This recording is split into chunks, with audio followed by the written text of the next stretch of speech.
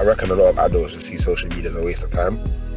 What I want adults to kind of understand is there's no point in shaming younger people for their usage of social media. This is what we were born into. This is what we grew up into. So obviously we're going to have another type of relationship with social media apps than you do. And I think that they don't understand it, and they're always like, oh, you know, when I was growing up, I didn't have this. It's like, you know, that's not really my fault. It's not my fault. I'm trying to lower my screen time, but I can't help it. Us as the young generation are always on our phones. We're not just sending each other fun memes or gifs. We are also making communications and paving our future. It's the fact that there's so much pressure and it's in such an intense way that it's never been before.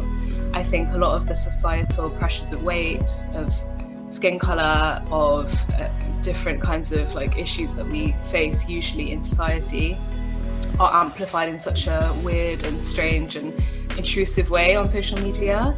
And I don't think that they know necessarily that that's exactly what social media is geared towards and what, you know, we see every day.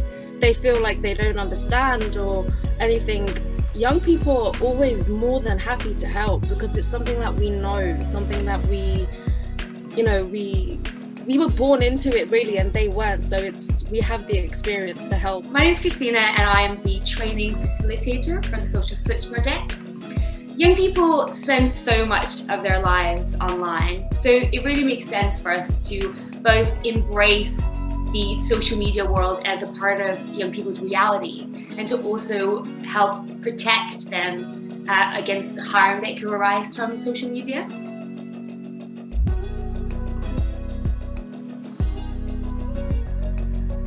So I think that maybe if adults were more upskilled on digital skills, it would benefit them as well in terms of communication. If they realize, oh, I'm not enjoying social media anymore because I'm not getting enough likes, maybe you say, okay, if you really want to get the likes, maybe let's shift the kind of things that you are doing on social media so you get the likes that you want. So understanding what they are missing from said app, from said social media, and kind of finding a way to shift into the direction that they want, just so they can get happy again. Because I realize that a lot of young people will always need and want some sort of validation from social media. So that's important.